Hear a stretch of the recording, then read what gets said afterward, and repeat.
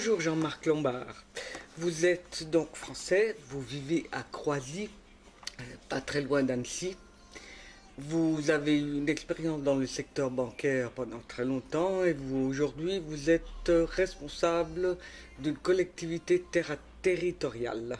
C'est exact? Alors, bonjour d'abord. Bonjour. Je vis effectivement à Groisy. Je travaille dans une communauté de communes, un groupement de communes sur le secteur du pays de Filière, sur lequel se situe l'histoire. Je ne suis pas responsable de la collectivité, je suis responsable d'un secteur, c'est-à-dire tout ce qui est communication, événementiel et d'autres choses annexes. Voilà. D'accord. Vous venez donc de publier un premier livre qui s'appelle Les abeilles savaient.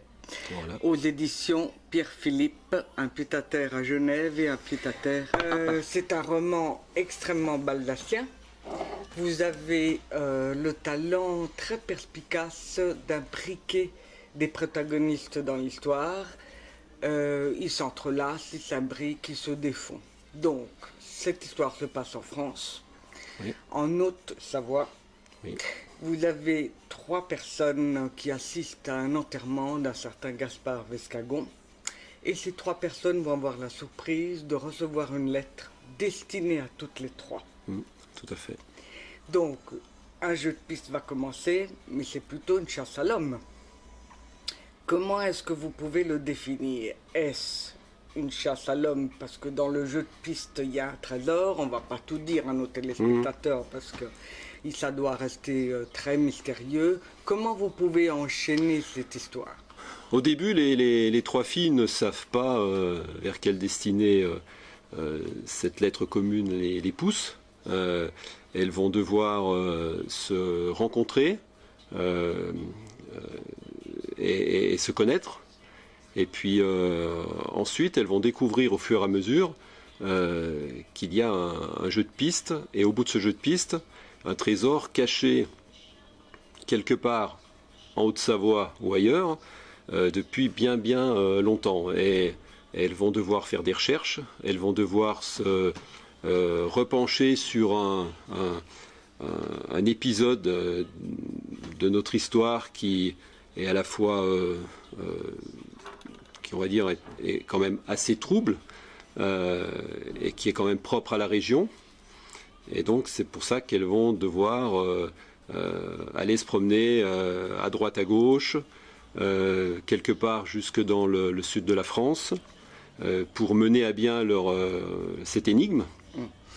Voilà. Mais le livre part aussi sur une certaine appartenance à la terre, au patrimoine, oui. À la guerre. Oui, tout à fait. Alors, comme je vous disais, c'est un style assez baldacien. Est-ce que tout ça qui est tellement bien ficelé, extrêmement géométrique, avec une logique qui se suit, comment est-ce que vous écrivez pour pouvoir avoir autant de protagonistes, autant de détails, autant de faits sur le passé comme sur le présent? Comment est-ce que vous élaborez ce chef-d'œuvre? Merci. Oui, parce que c'est une construction très ardue. J'écris beaucoup au feeling. J'ai pas forcément, enfin sur ce premier roman, je n'avais pas forcément de plan tracé. J'avais un début d'histoire avec cette lettre commune et j'avais la fin de mon histoire, qu'on ne dira évidemment bien pas. Sûr, bien sûr. Et au milieu, j'avais mes 3 personnages que j'ai promenés, mais qui m'ont aussi beaucoup promené. C'est-à-dire que moi, je leur avais, à des moments donnés, prévu certaines choses, voilà, certains faits. Et le déroulement du roman m'a fait revenir un petit peu en arrière. C'est un petit peu elles qui m'ont promené et qui m'ont dit, voilà, on va aller ici. On va faire ça, et voilà, c'était un petit peu. J'avais pas forcément de plan très tracé. Vous vous êtes basé sur un fait divers ou c'est uniquement imaginaire? C'est totalement une fiction. Il y a un événement, il y a des événements dans le livre sur lesquels je m'appuie, des événements qui se sont réellement passés, notamment pendant la Seconde Guerre mondiale. Mais enfin, entre les 2 guerres. Ça se passe en 1944. Donc, Non, pendant la Seconde Guerre mondiale, c'est-à-dire quasiment à la fin de la Seconde Guerre mondiale. entendu.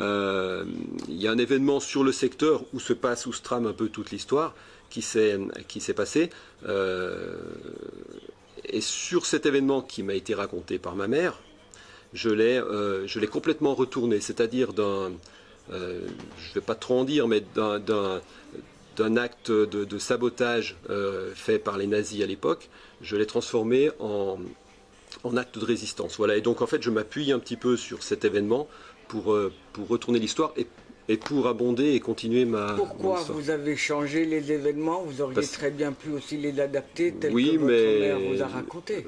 Tout à par fait, exemple. tout à fait. Mais en fait, pour le déroulement de l'histoire, là, j'en avais besoin. J'avais besoin de retourner un petit peu. Il y a une grande qualité d'observation et de déduction. Parce qu'en fait, c'est le jeu de piste dans la chasse à l'homme, mais c'est ce jeu de piste qui devient un autre jeu de piste. Parce Oui. qu'il y a le jeu de piste de l'histoire, Oui, de la guerre, Ouais. et le jeu de piste au présent, dont les trois jeunes femmes vont devoir s'armer de patience pour pouvoir trouver ce qu'elles cherchent. Parce qu'on va cherchent de nouveau et- pas le dire. et qu'on oublie un petit peu au fur et à mesure de l'histoire. Exactement. Est-ce qu'on peut dire que c'est un roman sur la culpabilité, la cupidité, la nostalgie du passé? Non, c'est un roman pour faire valoir un petit peu les traditions, les ressources du terroir, je dirais. Non, je n'ai pas forcément travaillé là-dessus et réfléchi à tout ça. C'est vraiment... Oui, mais le couple allemand, ils Oui. sont dans la cupidité. Ah oui, tout à fait, oui, oui. Ça, vous Oui, ne oui. pouvez pas le Ah nier. bah non, non, bien sûr. Strapodzine, il était aussi. Oui, oui, tout à fait. Donc, on est en plein dans la recherche de l'or. Ah oui, oui, oui, oui. Donc, vous ne pouvez pas l'exclure. Ah Il y a non, non, on la l'exclut pas, mais c'est... culpabilité du passé, il y a la culpabilité du présent, Oui, puisqu'il y a un meurtre. il y a un meurtre. Est-ce que vous pensez... dans N'en votre- disons pas trop, quoi. Non. Non, non, mais je dis des mots-clés. D'accord. C'est ces mots-clés qui doivent séduire le lecteur, parce qu'il faut aussi savoir dans quel genre vous êtes. C'est suspense, mais c'est quand même policier, c'est mi-Conan Doyle, pourrait dire même Agatha Christie, parce qu'il faut deviner qui est vraiment le meurtrier ou le coupable, donc on va lui donner plusieurs noms. Et j'ai trouvé aussi quelques citations très surprenantes. Je cite le sirop qui trouble l'eau, la mousse qui se sauve, le bouchon du goulot qui s'étrangle et la mort avait tué la vie. Donc la mort avait tué la vie, c'est ce qui m'a le plus frappé. Pourquoi? C'est au moment où, si je dis pas bêtise, où Catherine Ludwig disparaît, c'est ça? À partir de Gaspard ou à partir de Strapozzini qui se fait tuer? À votre avis? Parce que la mort avait tué la vie, donc c'est presque, on peut dire que ça peut être une phrase de fin.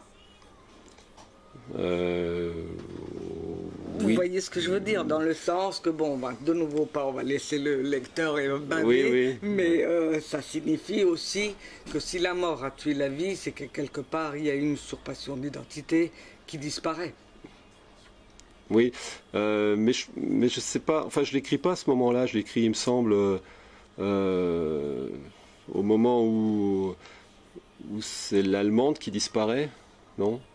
C'est juste. Il me semble Oui. que c'est ça. Oui. Mais on va pas dire où elle disparaît et Non, mais c'est pourquoi elle intéressant cette disparaît. phrase. Ça serait, c'est un peu ambivalent. Ouais, j'aime bien trouver des formules comme ça. Après, je vais pas approfondir un petit peu tout le sens de mes phrases.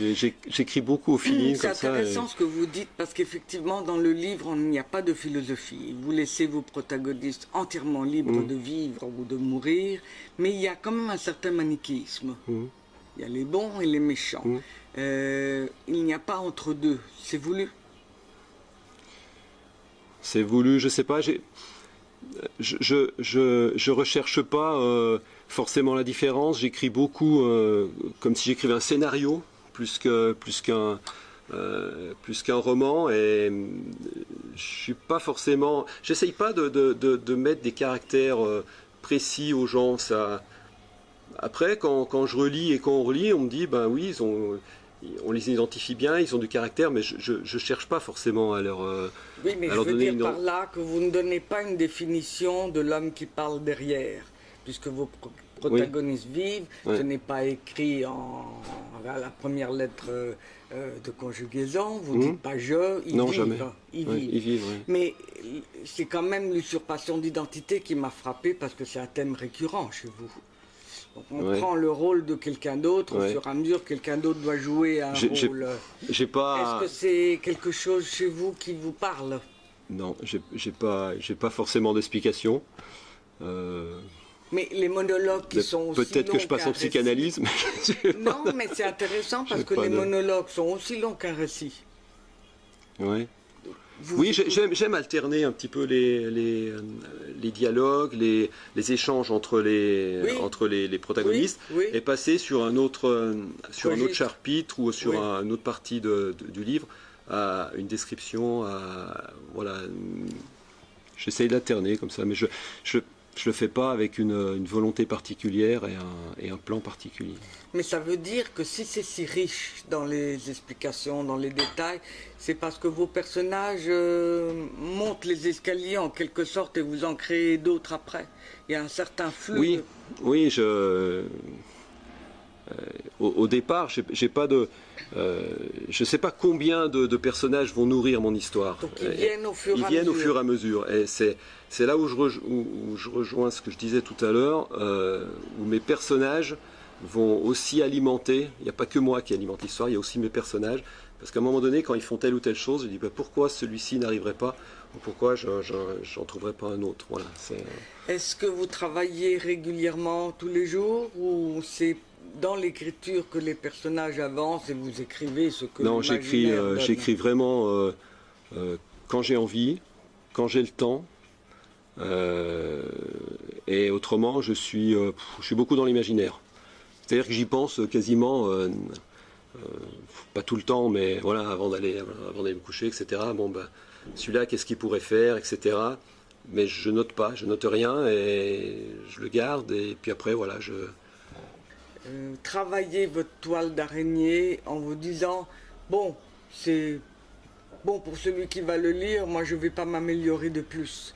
C'est-à-dire que si on accepte, on accepte, si on n'accepte pas, c'est pour de laisser pour compte. Ça m'est égal. Non, j'aime bien. Vous êtes pointilliste, vous êtes perfectionniste. Ouais, je suis assez perfectionniste dans l'écriture. Et de par mon travail également, j'aime qu'une phrase soit bien écrite. Je vais la relire plusieurs fois pour essayer de trouver au maximum on va dire l'écriture la plus parfaite. Bon, La logique. La logique. Puisque vous parlez d'écriture plus que parfaite, j'aimerais bien vous demander, est-ce que le crime, pour vous, dans le but du livre, puisqu'il s'agit, il y a un meurtre, est-ce que vous pensiez, il faudrait que ça soit le crime presque parfait? Non, C'était pas dans votre but. non, non. Alors, est-ce que vous êtes, si ce Mais n'est pas le cas, oui, mais je me pose pas. Quand j'écris, en fait, je me pose pas autant de questions que le lecteur. C'est vrai quand j'ai rencontré beaucoup de gens après qui ont lu le livre et qui m'ont dit ah oui, c'est vraiment bien écrit, etc. Une belle intrigue. On a du mal à le lâcher et qu'on arrive à la fin, on est un peu déçu que ça soit fini. Et quand il me parle, mais tel personnage, pourquoi il est comme ci, pourquoi il est comme ça, je me suis jamais posé toutes ces questions. C'est pour ça que j'ai pas forcément non plus toutes tout le bagage psychologique, toutes les réponses, parce que non. vous les acceptez comme ils sont. Finalement. Exactement. C'est un peu Ouais. ça. Voilà, C'est un moi peu ça. j'écris dans une certaine comme ça vient. simplicité. Ouais. Tout à fait, ouais. Ou alors, est-ce que vous êtes le porte-parole de la machine à remonter le temps parce que vous parlez au présent concernant Marinette, Caroline et Martine, et puis on part sur des éléments historiques, vous imbriquez les deux. Donc, qu'est-ce que vous voulez nous dire avec ce livre?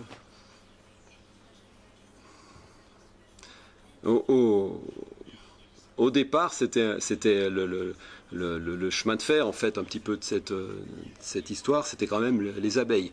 Hein, c'est une passion pour moi, j'ai des ruches, etc. Ça, on l'a compris. C'était leur rendre un vibrant hommage et, pour tout ce qu'elles font pour l'environnement. Et puis après, ben voilà, j'ai imbriqué un petit peu cette histoire parce que je voulais pas faire un documentaire sur les abeilles, etc. Donc j'ai fait ce roman et l'histoire est venue se superposer. Est-ce que vous suivez un écrivain comme exemple? Est-ce que vous avez lu des livres qui vous ont aussi un peu imprégné du style que vous alliez rechercher? Pas du tout. Pas du tout. Je lis pas beaucoup.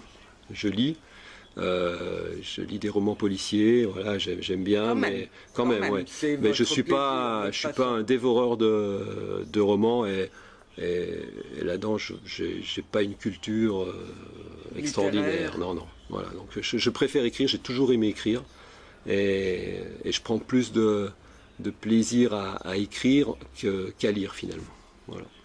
Est-ce que vous avez eu quand même des exemples que vous aimiez dans la littérature? Par exemple, vous me dites que vous lisez les policiers. Est-ce qu'il y a un auteur que vous aimez particulièrement?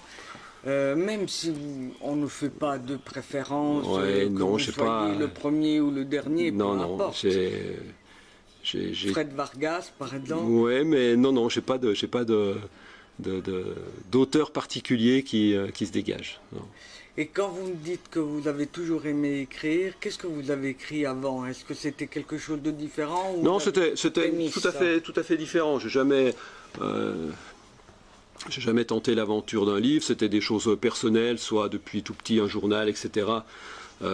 C'était aussi des sketchs pour des anniversaires, des soirées, des mariages, etc.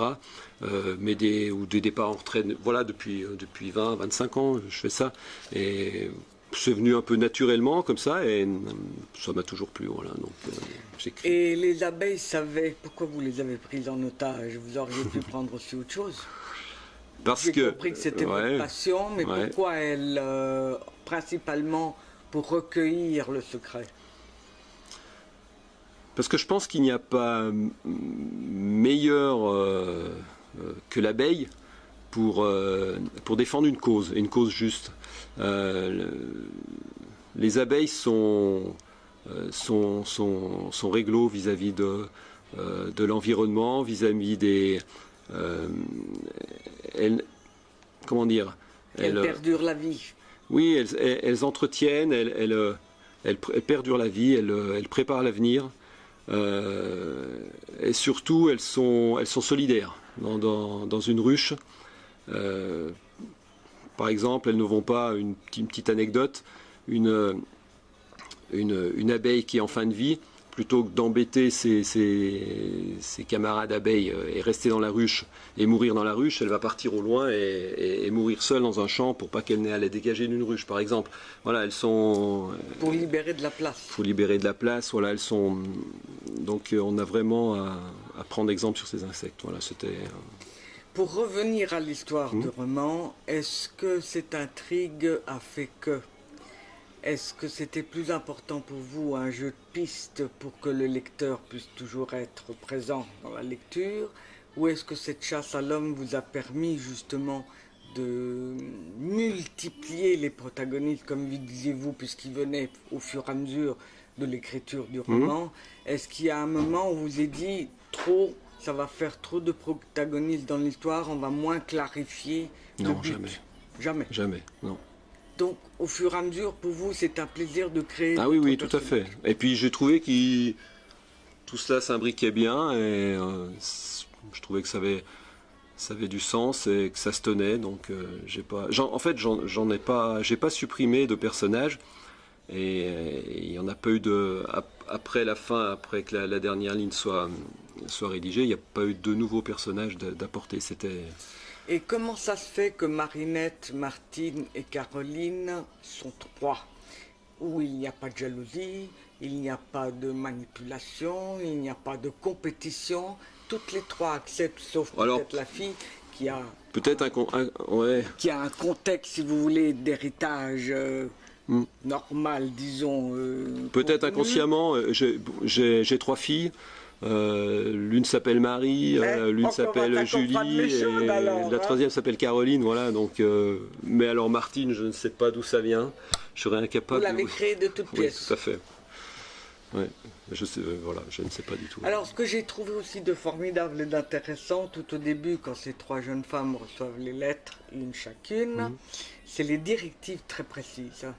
Comme si déjà au départ, vous saviez ce qui allait être à la suite. Oui, parce que j'avais mon début, j'avais ma fin. J'avais ma fin, et je tenais à cette fin aussi pour la fin, en fait, c'est une ouverture. On en oublie un petit peu le trésor pour revenir à l'abeille et dire que les abeilles continueront à butiner, qu'on leur mette des traitements ou qu'on leur mette pas des traitements, elles continueront à butiner, elles continueront à défendre les valeurs de notre patrimoine. Voilà, cette fin-là, j'y tenais. Donc, c'est pour ça que j'aime beaucoup les dernières lignes, notamment. Moi, ce que j'ai trouvé aussi formidable, c'est avant les décisions et avant la découverte, le partage. Enfin, je dis avant, en fait, c'était après, mais avant dans le sens de comment elles avaient réfléchi, ces 3 jeunes femmes, Martine, Marinette et Caroline, à se dire on ne va pas tout garder pour nous, il faut savoir partager. Est-ce que les abeilles partagent? Les abeilles partagent. Les Donc, abeilles tout partagent. revient sur le discours de l'abeille. Oui, tout à fait. Les abeilles vont partager. Elles vont, par exemple, l'hiver dans une ruche, elles vont défendre le couvain et la reine. Elles vont la tenir au chaud, c'est-à-dire au milieu d'une grappe où il peut faire 35 degrés. Mais pour ça, certaines vont se sacrifier pour aller à l'extérieur, pour réchauffer tout ça. Et elles vont mourir à 5 ou 6 degrés. Donc elles ont toujours cette notion de partage et surtout de solidarité. Voilà, Comment est née cette passion pour l'apiculture? Par hasard? Il y a 15 ans en arrière, je ne faisais pas la différence entre une guêpe et une abeille. Parce que je ne m'y intéressais pas. Et c'est en aidant une de mes tantes, comme ça, que j'ai commencé à l'aider, et j'ai découvert. Et c'était intéressant. Et après, j'ai pris des cours dans une école d'agriculture.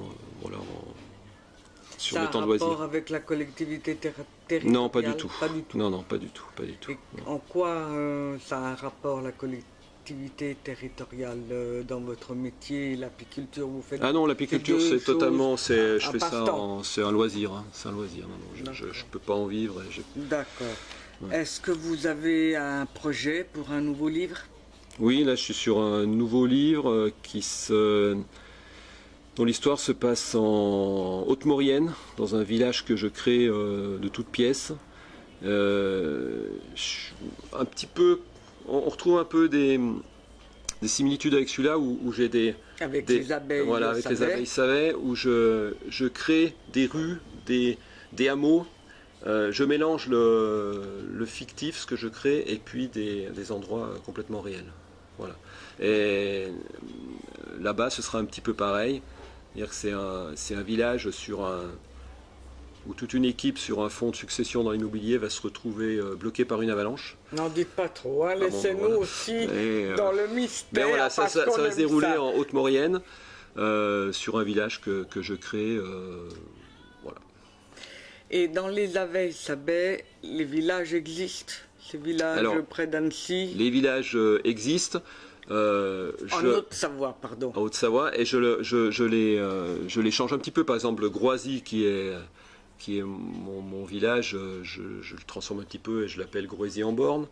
Je crée aussi des communes, comme la commune, on parle d'une commune de Pierre Taillé, c'est une montagne du côté pose la question, voilà, au pied du plateau des Glières, et j'en fais une commune par exemple. Voilà. Mais quels que soient les endroits que j'ai décrits, qu'ils soient fictifs ou qu'ils soient de toutes pièces existantes, je les visualisais très bien parce que c'est mon univers, c'est mon environnement. Donc j'étais un peu dans de la 3D, quoi, et c'était plus facile. Autre chose, la fin, évidemment, nous laisse un peu perplexes, mais il n'en demeure pas moins que la base de l'histoire, c'est de dire, faites en sorte que les abeilles puissent elles aussi garder leur secret pour qu'elles puissent continuer à vivre, Oui. survivre et faire vivre la planète en même temps. Tout à fait. Ouais. Est-ce que vous pensez qu'on n'attache pas suffisamment d'importance? Vous défendez une cause? Oui, je pense que de toute façon, il y a un lobbying trop important sur des décideurs par rapport à certaines sociétés, notamment pour les traitements et les pesticides systémiques. Je pense pas on n'a pas encore pris toute la mesure du. Ça va prendre beaucoup de temps, à votre avis? Oui, tant que le gain sera là et qu'il y aura des intérêts financiers pour des grandes boutiques, oui. Donc vous défendez une cause, vous défendez un certain capitalisme à outrance, vous défendez une idéologie qui n'est pas encore mise en place, c'est-à-dire l'écologie, la zoologie ou l'apiculture. Est-ce que ce sont des choses qui vous tiennent à cœur? Je défends les abeilles. Hein. Oui, il n'y a pas que les abeilles, mais c'est 80% de la pollinisation et c'est très important. Il ne faudrait pas qu'on en arrive comme en Chine où c'est les humains qui vont polliniser les arbres et les fleurs.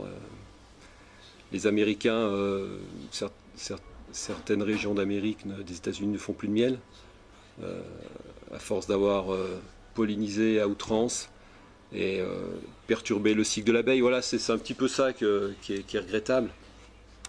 Après, il y a beaucoup de pétitions qui circulent sur le web, etc., qui sont signées par plein de gens, mais est-ce qu'elles aboutissent? J'y crois pas beaucoup, malheureusement. Vous gardez quand même espoir que la pollinisation je garde espoir, les abeilles bien sûr, sont vitaux. Ah ben oui, c'est une évidence, mais qui n'est pas partagée par tous, voilà, malheureusement. On espère, oui, mais on espère que ça le sera. Mais je pense que c'est aussi une question d'information. Est-ce que vous pouvez me dire, ce deuxième livre qui va paraître, est-ce que vous le portez en faisant un chemin très long? Vous avez pris beaucoup de temps pour écrire celui-ci? J'ai mis 1 an et demi. Et vous pensez déjà qu'il y a un exercice de style qui vous est propre? Est-ce qu'il y a des choses... Ah, ça vient tout seul? Ouais, ça vient comme ça. Donc vous êtes un homme d'instinct? Voilà, peut-être, ouais. Je cherche pas un type d'écriture particulier. Voilà, j'écris comme ça vient. Et voilà. Par instinct. Par instinct. C'est par une intuition qui vous est propre. Voilà. Parce que moi j'ai trouvé que pour faire des monologues qui sont aussi longs comme des récits, comme je disais tout à l'heure, il faut avoir quand même une certaine verve. Je vous félicite. Merci. Parce que c'est vraiment... on lit, on a l'impression qu'on est encore dans le récit alors que c'est quelqu'un qui parle. J'ai trouvé ça très intéressant. Nous vous souhaitons bonne chance. Merci beaucoup. Et surtout pour la suite. Voilà. Et puis nous vous encourageons à continuer. D'accord. Merci beaucoup. Merci.